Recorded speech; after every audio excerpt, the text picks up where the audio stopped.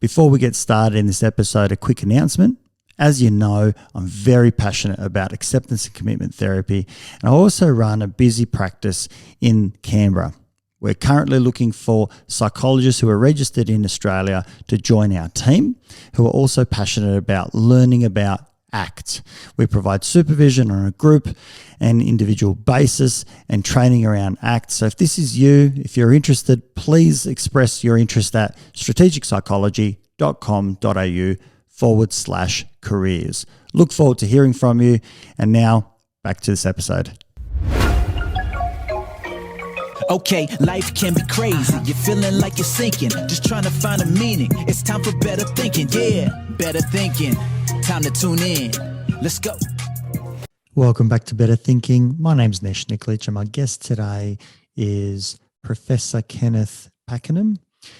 I invited him initially onto the show to talk about his career looking at growth in the face of adversity, but what I found was I got a whole lot more than that in talking to Kenneth, and I'm really wanting to encourage everyone to listen to this episode about how we can go out and find that growth. There are certain elements and ways in which we can approach, whether it's trauma, adversity, difficulties, hardships in life, and the elements that will help us in progressing through those, or at least having some idea as to how to do that. Before we do so, I want to introduce Kenneth Pakenham, PhD. He's a Emeritus Professor of Clinical and Health Psychology in the School of Psychology at the University of Queensland. His research and clinical practice span over 40 years. He was inspired by the resilience of some people with serious illness and as such has committed much of his career investigating the process that fosters personal growth in the context of health adversities, and also translating his findings into interventions that will help people live fully with illness. Through his 160 plus publications, over 70 conference presentations, 3 research awards, and more than $3 million worth of competitive grant funding, he has become a leader in the application of positive health frameworks to severe chronic illnesses and to caregiving in these contexts. His research has helped to inform government policies, particularly those relating to carers, and establish interventions and assessment protocols within government and community services. The Living Fully with Illness theme integrates his early research in stress coping theory, his mid-career shifts towards incorporating the rise of positive psychology, and his current and future focus on acceptance and commitment therapy. Using ACT to extend his research on living fully with illness has also invigorated his teachings. He developed the first ACT University course in Australia. This course integrates training in therapists' competencies and self-care skills, and shows published empirical evidence of fostering competent and resilient clinicians. Through peer-reviewed publications, conference keynote presentations, and 3 teaching awards, he has become a leader in integrating training in therapists and self-care competencies into clinical psychology curricula using an ACT framework. He served in many influential professional roles, such as the chair of the Registration Committee of the Psychologist Board of Queensland for over 10 years, director of the University of Queensland Psychology Clinic for 7 years, honours convener for 3 years, and member of the editorial boards for 6 international journals. Ladies and gentlemen, please welcome Professor Kenneth Pakenham.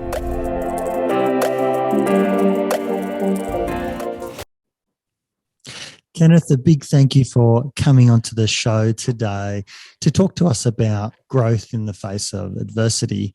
I know this is something that you have looked at for some 40 plus years and have written about extensively. Thank you very much for coming on today. Yeah, it's my pleasure to be here, and thank you for the invitation. Kenneth, can you talk me through a little bit about how you got into this space. It's a long time to spend, a career taking a bit of a deep dive into adversity and how to find growth in that space. And I understand that growth, looks at not only how we manage ourselves on a personal level, but also looking beyond that, and also appreciating that adversity is wide ranging, whether it's health adversity, financial, relationship difficulties, mental health, so on. There's lots of things that we encounter as human beings. Yeah, I suppose there are three sources of inspiration for my investigation of growth in adversity. One was my clinical work as a psychologist, where I was astonished at how some people manage to experience and demonstrate personal growth despite having experienced a lot of adversity in their lives.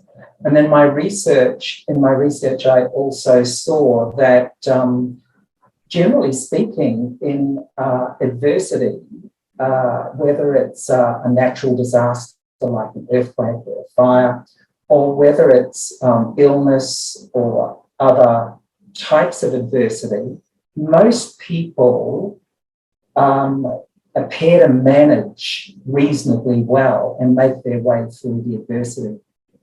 And there is a small proportion that actually grow and flourish almost as a consequence of the adversity.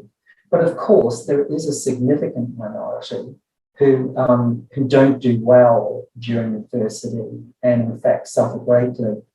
Then there was my own personal experience of having experienced extreme trauma during my childhood through childhood domestic violence and many other. Yeah, and I guess that what I learned even before my formal psychology training was that the difficulties I had experienced as a younger person could actually bring about some insight, benefits of various types, such as insight, such as broader perspectives on life, broader perspectives of myself.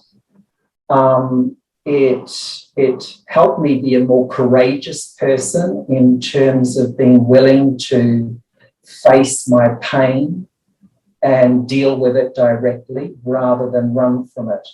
So they're the sources of my inspiration, my clinical work and observations of people growing through adversity.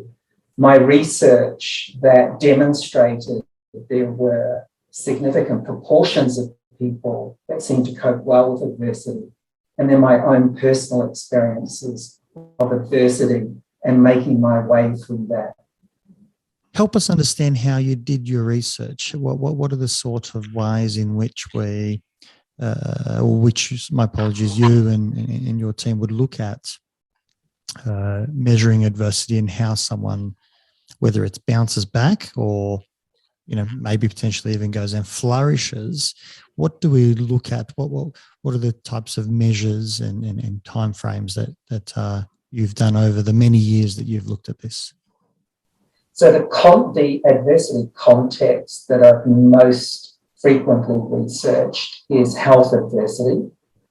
So these are people with severe neurological disorders like multiple sclerosis, cancer, heart disease, etc. The measures or indicators of resilience or managing adversity are by way of measuring levels of distress, by measuring positive outcomes like positive states of mind, positive emotions, and quality of life. And sometimes specifically resilience, using measures of resilience. The thing that I have been most interested in as part of my research has been how people make meaning out of adversity, and how important that process is to enable them to readjust their goals, to keep moving forward in terms of pursuing the things that are important to them. So making meaning has been one of the processes that I've been interested in terms of what role it might play to help people cope with the adversity and move forward. And how do people generally make that meaning or interpret these very difficult adversities? What have you seen? Because I'm assuming a lot of it is quite automated, and at least in the initial stages. Yeah, they are automated. People don't necessarily consciously think about, oh, well, here's this terrible thing happened. How can I reconstruct my understanding of this in my life and what it means to me? It is more of an unconscious, spontaneous process for some. And there are probably two broad meaning-making processes. One is benefit finding, which involves attempts to try and identify what's positive and what's significantly meaningful for an individual in the adversity.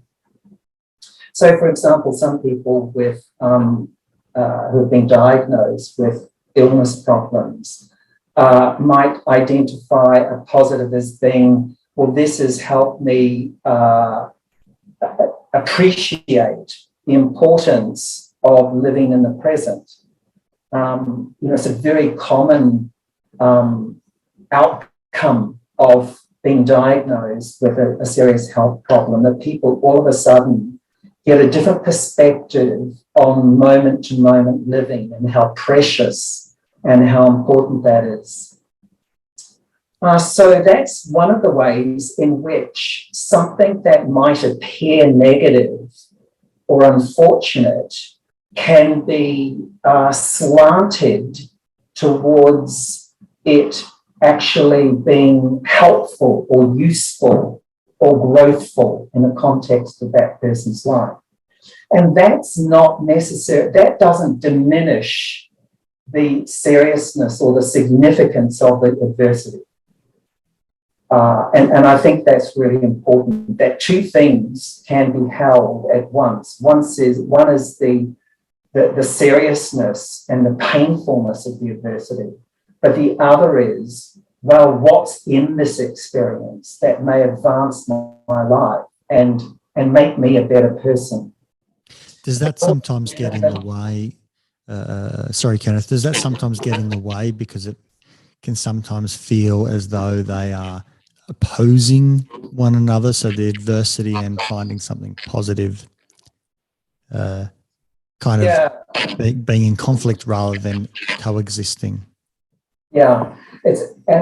I think that is illustrated in a frequent comment that people make to others who are in adversity, which is be positive, think positive, look at the positives.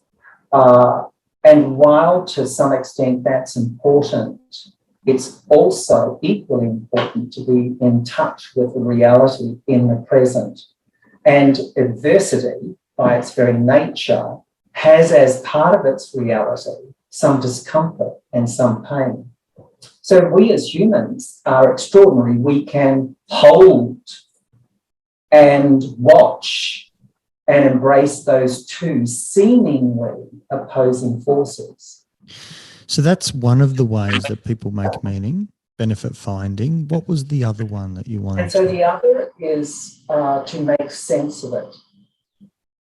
And so if some difficulty occurs, perhaps a very traumatic relationship breakup, an unexpected, untimely death of a loved one, perhaps experiencing some sort of an assault or an illness or a natural disaster. It's natural for us to want to understand why it happened. Why did I experience it? Why am I here and involved in this? How will I understand how this happened? So it's our drive to bring order, to make sense, to understand significant events in our life. And so people will attempt to try and make sense of the adversity, and that's part of the meaning making. And if I think of some of the research that I've conducted around this and how people have made sense of various illnesses, they might use explanations that involve many different things. They might try and find physical explanations, even though there is no conclusive biological or biomedical explanation for the illness. The individual may nevertheless come up with their own biological explanation or story for why the illness has occurred. And then they might come up with personal reasons like, well, it was the stress in my life. This was a wake-up call, and I needed this because as a result of it, I've changed my lifestyle. Unfortunately, sometimes the explanations can be very pessimistic and self-derogatory, like, I've done certain bad things in my life and this is a punishment. But the more realistically and the more it will be helpful.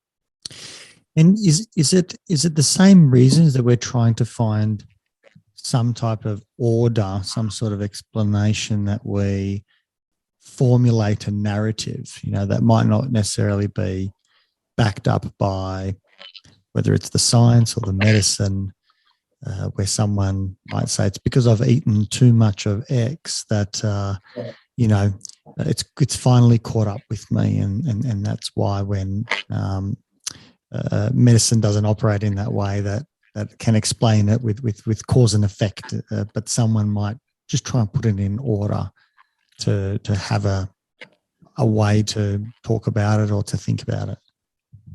Yeah, the sense making is not necessarily empirically based. The sense making is not necessarily logical. The sense making is not necessarily rooted in reality. It's typically idiosyncratic. This is my life. This is who I am. I've experienced this terrible thing. How can I personally understand this and make sense of it? So the sense making is typically very, very idiosyncratic. And what are the proportions of how we generally respond? I always think that human beings are incredibly robust, and whether we like it or not, life continues on post-traumatic events, post-adversity. What are the proportion of numbers in terms of, or percentages, where people are able to maybe continue on at least a reasonable trajectory that they were on prior to the adversity, versus those who maybe start going backwards, so to speak? So there's actually been a review recently published on trying to estimate proportions of people who bounce back after adversity. So the review covered all sorts of different types of research that had examined a variety of adversities, some of the natural disasters, some of the mass shootings, et cetera, et cetera. So I can't remember the exact figures, but most people exhibit a resilience pathway from the adversity, approximately around 65%. However, there are a small percentage, about 10%, who experience initially a resilient type of response, but have a delayed adverse reaction to the adversity.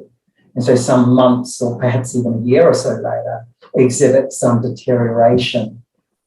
And a fairly small proportion, probably about 15-20%, evidence a chronic, problematic progression from the adversity.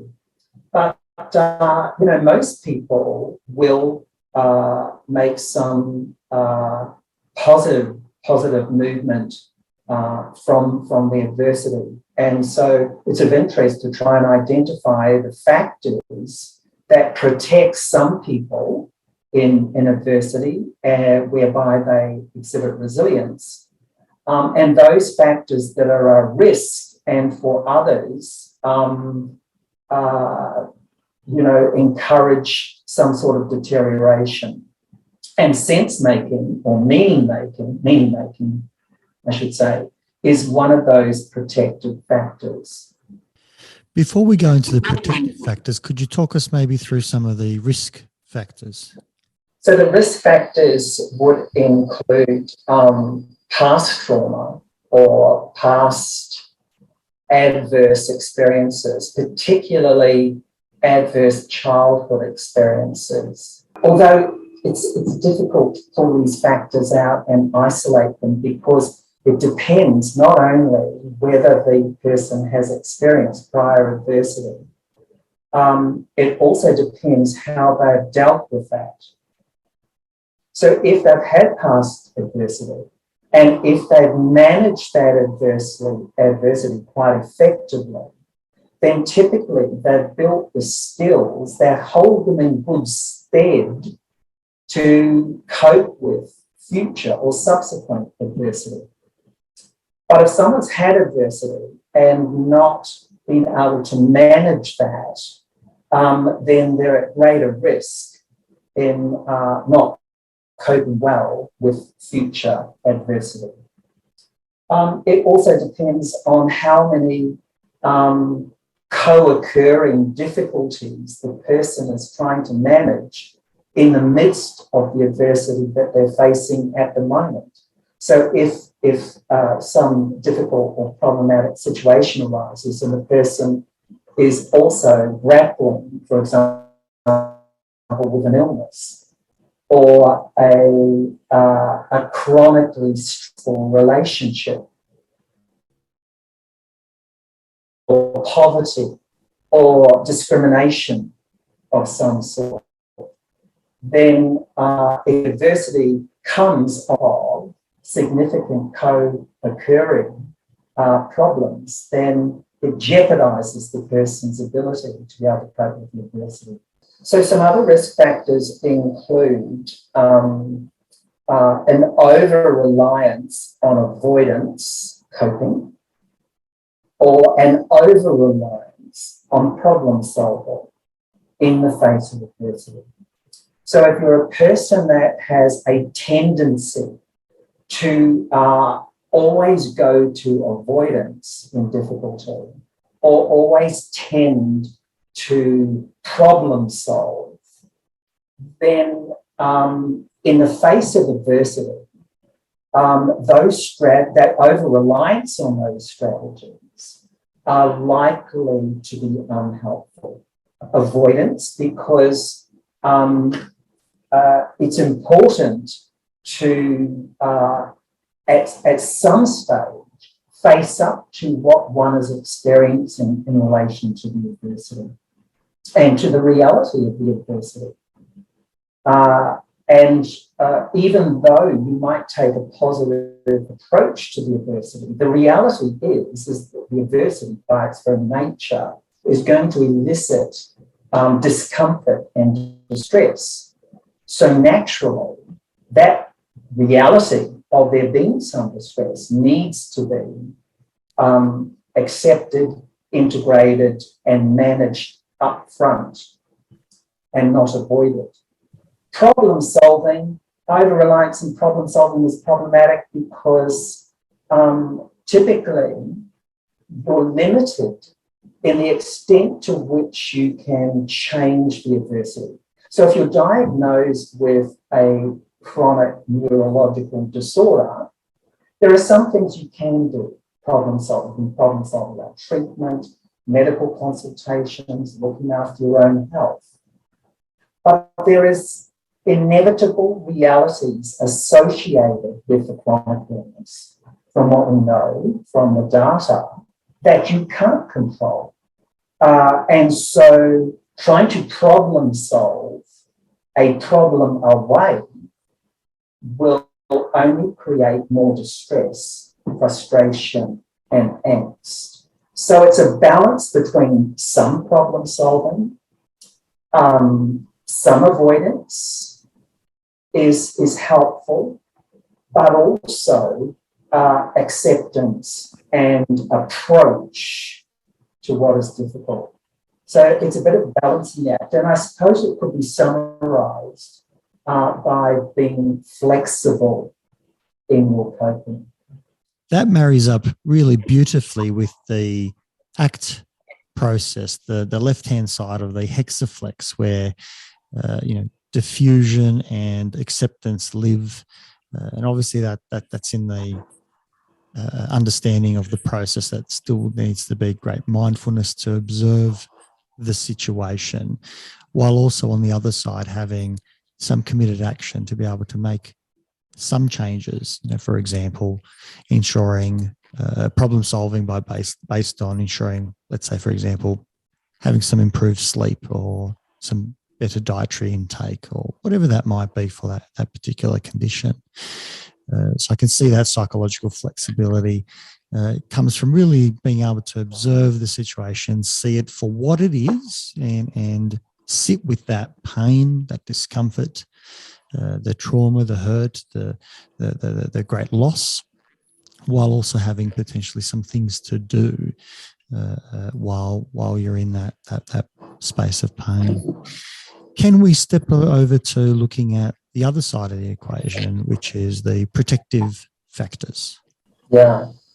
Well, you've just summarised a couple of the protective factors. I've already mentioned meaning-making, and I might come back to that in a minute. But if we look at the hexaflex, then as you've mentioned, acceptance is a protective factor. Accepting what you can't change. Accepting what is not controllable is a protective factor. And the other is diffusion, where you notice mental activity and go with mental activity that you regard as helpful, and let mental activity pass that is unhelpful. So that's a really useful skill and very protective. Can I just jump in quickly, Kenneth? Yeah. I really love that term, mental activity. Yeah. It observes it and describes it with that non-judgment approach to then allow us to decide what's helpful and not. I haven't heard it described that way before, so thank you for that. That's really lovely. Yeah, and mental activity includes, of course, anything that goes on in the mind, and there's all sorts of things that go on in the mind. There's pictures and videos that come up in our mind. There are thoughts, words, sentences, exclamations that come up in our mind. There are memories that come up in our mind. So this is all a conglomeration of fascinating, interesting, important mental activity. And we have this capacity to observe mental activity. And we can choose and select out what is going to be helpful and what is going to be unhelpful. So in the context of adversity, if I can watch my mental activity and make a judgment about whether it's going to be helpful, and go with it and let the other stuff pass, then I'm going to be in a really good position to manage the adversity, because I won't be driven or controlled by the mental activity in my head, which is not always helpful. Which is the opposite from avoidance, that we're able to sit and observe the mental activity without trying to avoid it. For example, a classic version might be, drinking alcohol for someone who has post-traumatic stress is fairly understood. It's not an uncommon approach for some to try and switch the brain off, so to speak. Yeah. Avoidance is one way of managing unhelpful mental activity, and in the long term, that's not very useful. But another unhelpful strategy for managing unhelpful mental activity is overthinking or rumination. So that's where something comes up in my mind, and I just get so absorbed in it and lost in it. And if that mental activity is unhelpful, then I'm getting lost in a downward vortex, and that's not helpful. So the ideal is to watch the mental activity and then make some judgment. And you do this quickly and almost automatically the more you practice it, as to whether this mental activity is helpful or unhelpful, and then take the appropriate action. I was just going to ask, are there certain attributes or qualities or personalities that are able to do this a little bit more naturally, so to speak, without putting in the same volume of effort to do so? And is there something that we can learn from those persons? I think there is. So if we do research in the general community, and we look at people that don't have significant mental health problems, so this is just the average person in the community, we find great variations in the levels or abilities of people to do diffusion. And so these are people in the general community. Very few of them would have had any formal training or experience in how to do diffusion, watching mental activity. But nevertheless, there is varying degrees of natural ability to be able to do this. So we don't really know precisely what it is that enables some people to do this more naturally than others. But I suspect that people who are more self-reflective and who engage, for example, in self-reflective pursuits like writing or painting or dancing or singing, they're going to be better primed and better positioned to be able to go in and out of being absorbed in mental activity, because that's the nature of self-reflection. You reflect on inner experiencing, your reactions to things, etc. I think that people who have had some experience in and have cultivated spirituality are probably better positioned to more naturally observe their inner experiencing, including mental activity, because encouraging spirituality brings in that other dimension, that dimension of awareness of bodily sensations, awareness of mental activity, awareness of my automatic responses to something.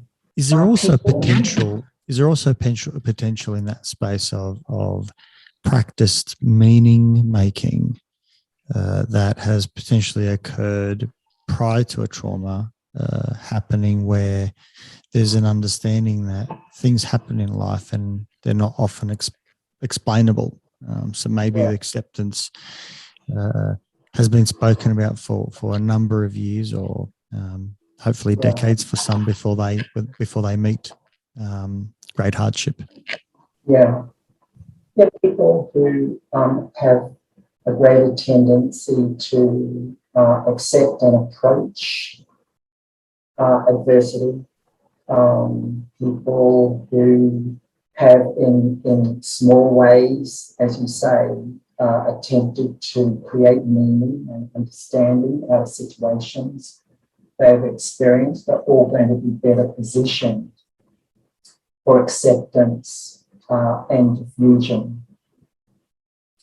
But in relation to meaning making, I think that meaning making is really interesting because some proponents of the acceptance and mindfulness, present moment awareness, diffusion processes, proponents of those processes, perhaps unwittingly, cast a sort of negative feel about thinking and thoughts and mental activity. And none of our experiencing is all good or all bad. It just is, and we need to deal with it in the best way possible. And meaning making is actually an example of a very creative, adaptive, and powerful mental manipulation strategy that helps growth and cultivates resilience. But here's the important thing, I think, and that is to acknowledge that really what you're doing is simply rearranging deck chairs on the Titanic. Really what you're doing is you're manipulating symbols. But why not? Because we can, and that's a human capacity. So why not use that capacity, but know it for what it is, simply the manipulation of symbols. So when I create new sentences or phrases or pictures about an experience that I've had earlier in life,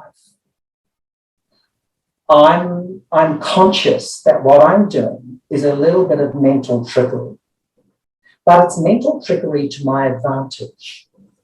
And it's mental trickery that resonates with who I am as a person and the qualities that I have and what I value in life. So it's quite meaningful for me to rearrange how I understand an earlier traumatic event that I've experienced it. But and you know, I've rearranged how I've understood an earlier trauma, and then I've rearranged it again a decade later,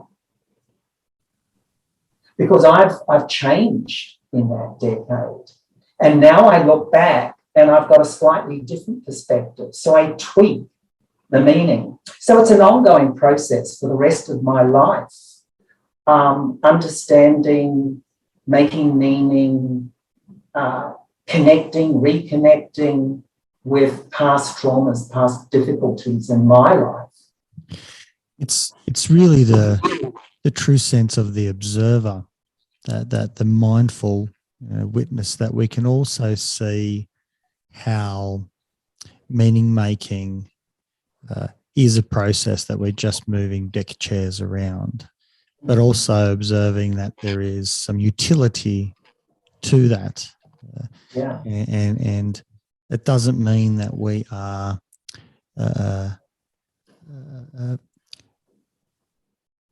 trying to negate the truth, but we're actually even potentially asking a question around, the truth, where we're kind of saying this is all information, or this is an experience, and if I can sort this out, over time, I can revisit it as many times as I want to and find one that potentially has some function or some value, or allows me to live with it in a better way. I can choose that until I review it again, whether it's a decade later or so. I know one of my friends, a dear friend, might call him a best friend in actual fact, passed away not long ago. And the thing that I always say, which is my meaning making, and I know it's complete nonsense, but at the same time, it's completely true.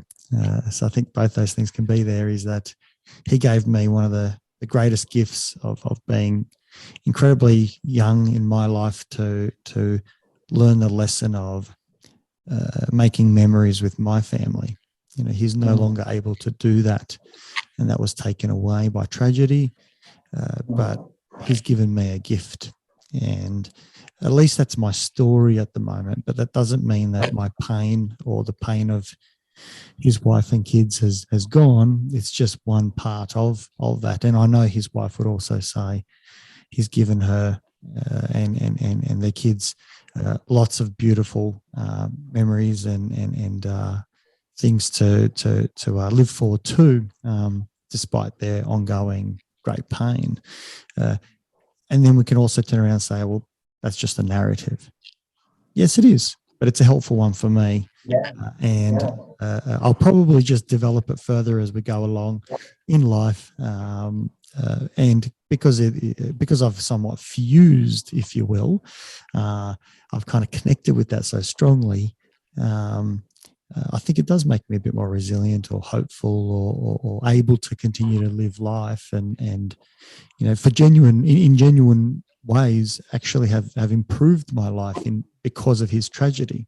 Or at least I've been able to kind of reflect on it that way. So I would much rather he be back on this earth and not have that insight, but at least that's the way that I can view it, and that's my meaning making. If you know, trying to put piece what you've discussed today to myself.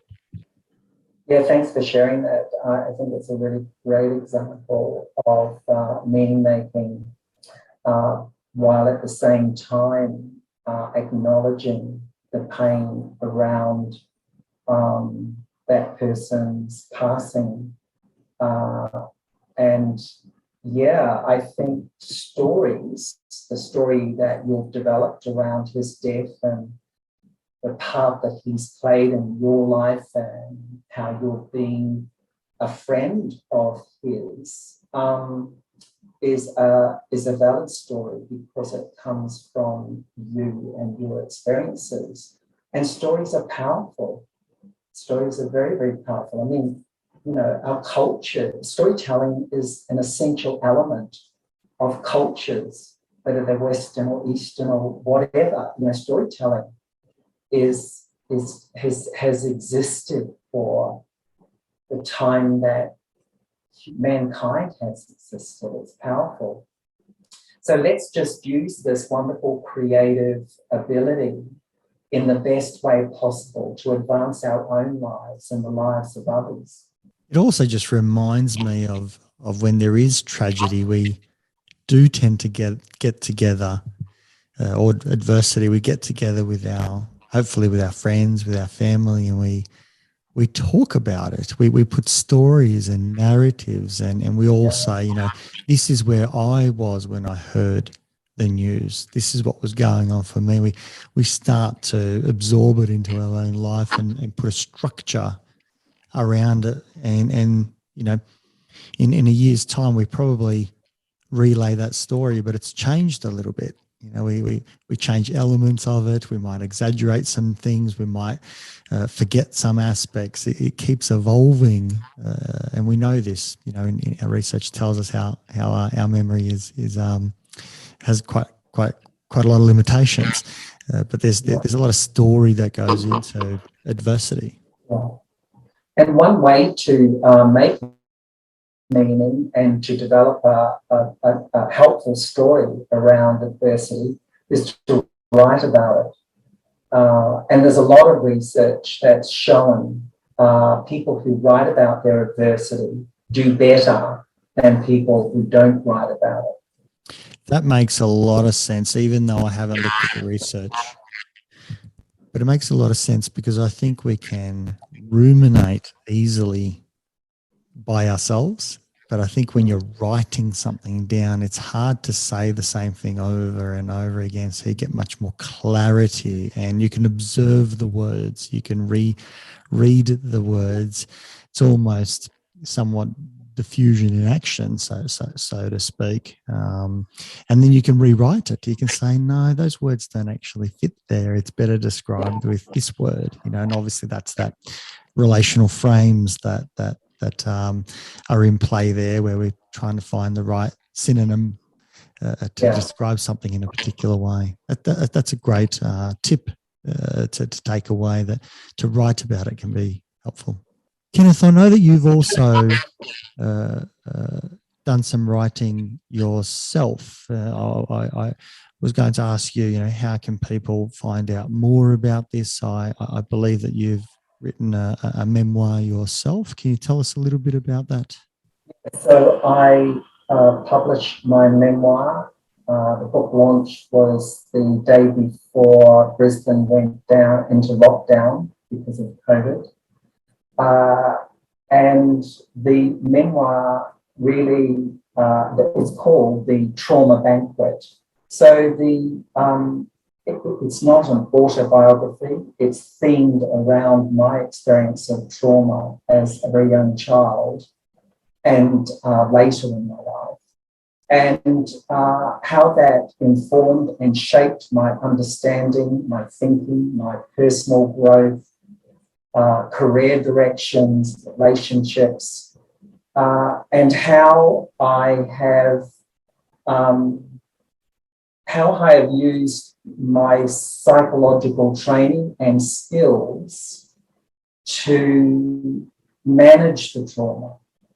And so I think what is interesting is that with all my psychology training, I have 3 degrees.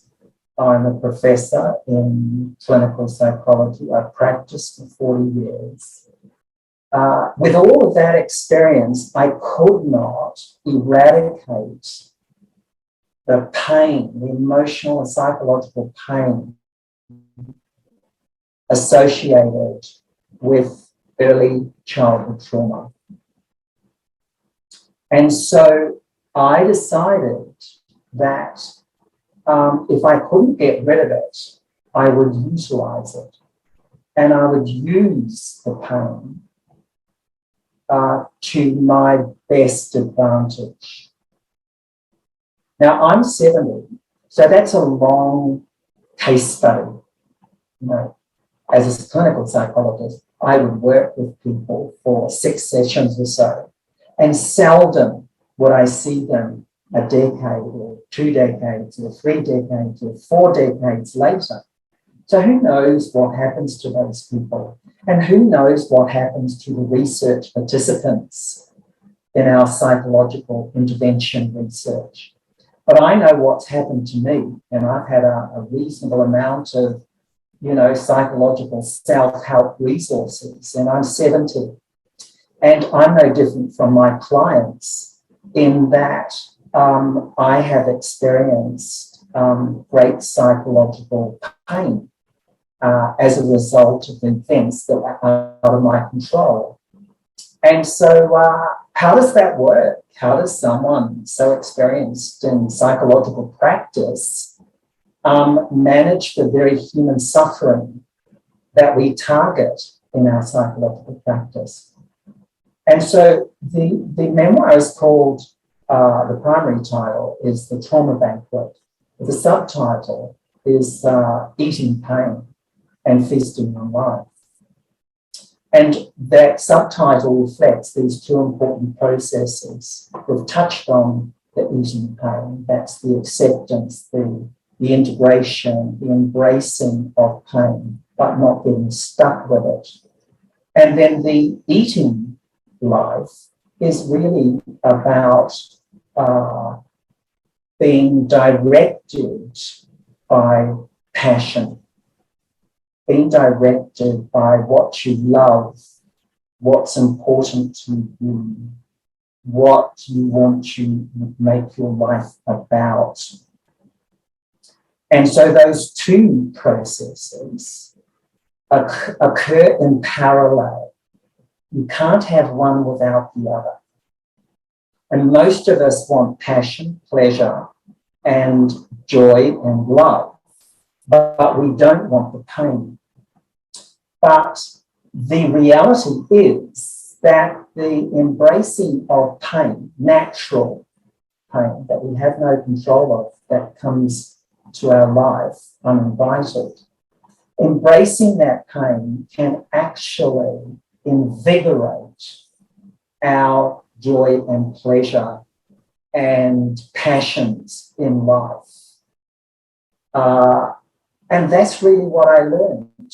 I learned that I couldn't get rid of the memories. You know, one of the most significant traumas was my mother committed suicide. She drank a bottle of garden poison, and I had just turned 13. So not only did I lose my mother, I, in a sense, died with her, because I lay on the bed with her as she essentially died.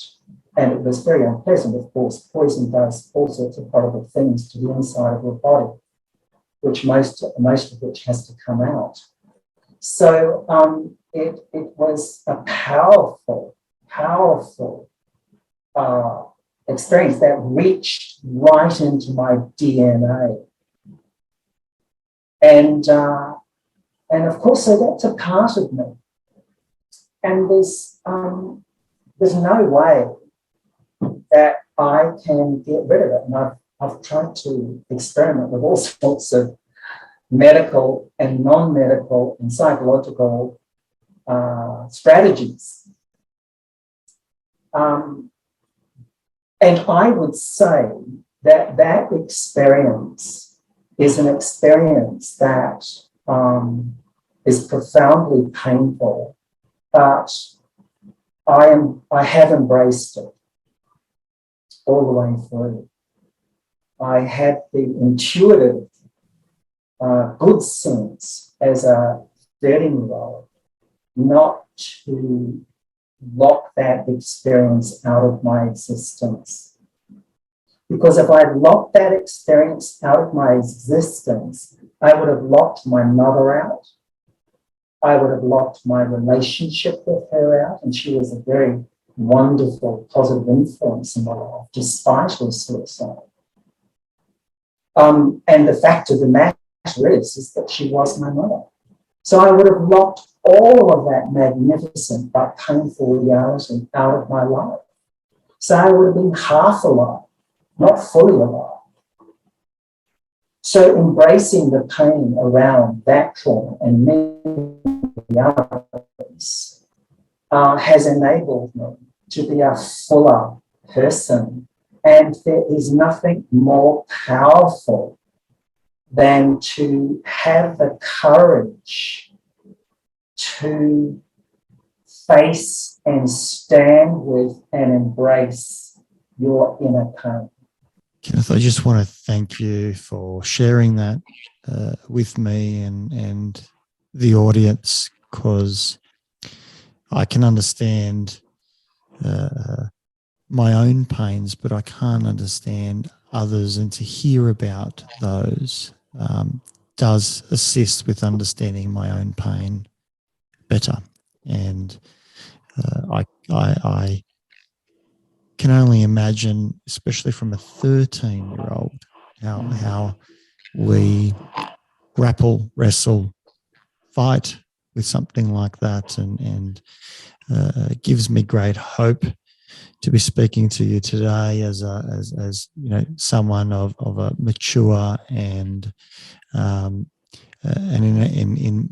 an esteemed position as well, with your accomplishments, to see that we have ways around these great adversities But it doesn't take away those pains. It's the meeting of that pain which makes the difference. And what you've just said is a elegant example of that difficulty being there, and that it doesn't just happen. It actually is an ongoing process, and I assume it's a continuous process. It hasn't gone away, but you probably hold it differently today than you did some time ago. You know, here I am 70, and I still get these spontaneous, they're just spontaneous. They just arise within seconds. Thoughts, images, not necessarily images, they're mostly like a thought. Sometimes they're images, but of death. You know, I'm going to die. Like it might be a thought or an image of me dying, or my dog is very precious. I can be walking along the street, and then all of a sudden, this like image of my dog being mauled and ripped apart. Now it sounds dramatic, and I've never had that happen. I've never seen it happen. And it's just seconds.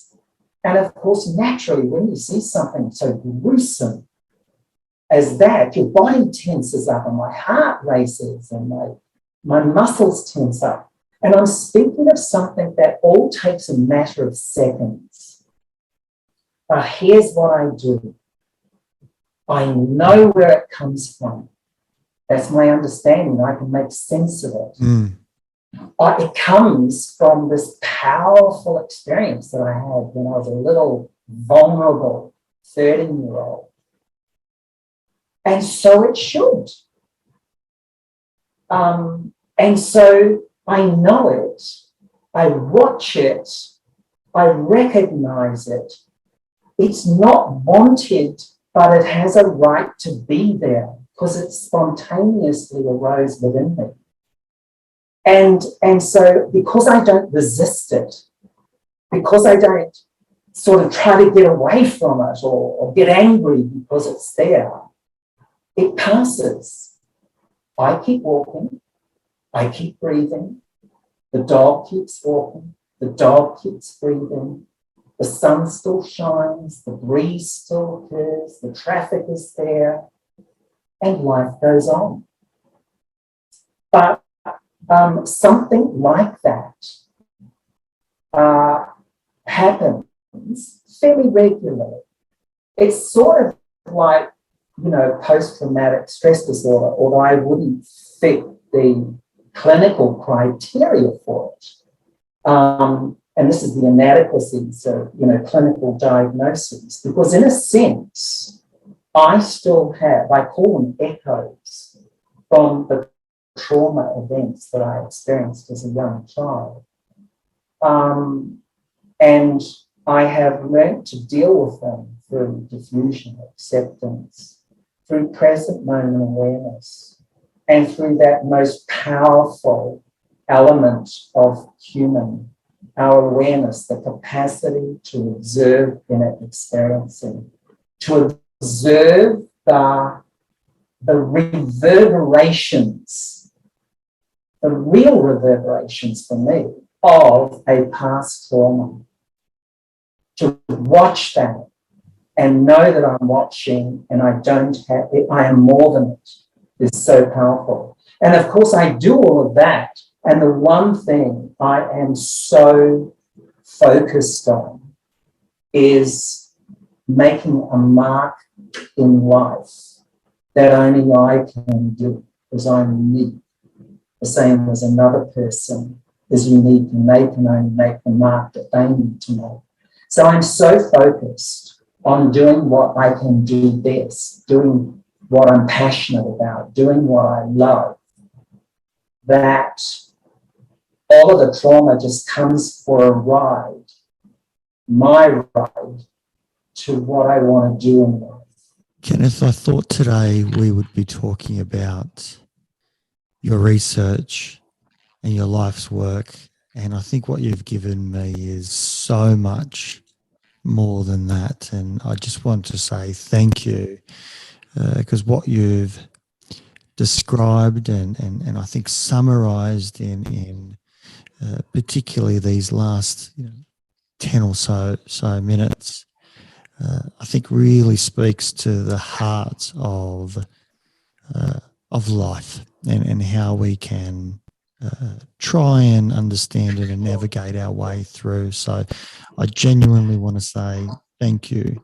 That really spoke to me and touched me, and I know that we'll all get a lot of value out of that. And I think it's something special also that it comes from a fellow clinical psychologist who has done all the training and written programs themselves and is a practitioner and a scientist, but most importantly is a human, and coming to this conversation as a human first is very powerful. So I just wanted to say thank you. Thank you. Thank you. Just before we finish up, for those who might want to find out a little bit more about your works, where can they go to? I know that you're very well published and the like. I'm not sure if you're still researching, but where can people find out more about you or get in touch? Yeah, I'm definitely still researching, and we never got a chance to touch on the COVID research that I'm doing with some international teams, looking at the mental health impacts of COVID, and then looking at the factors that protect people from the adverse impacts of COVID. So yes, so still doing research, and that means then that you can find out about me and my email address, etc., from the University of Queensland website. So I am retired, but I have an honorary role as an Emeritus Professor with the University of Queensland. So I still supervise PhD students, and I still do research, and I still do what I love doing in the academic sphere.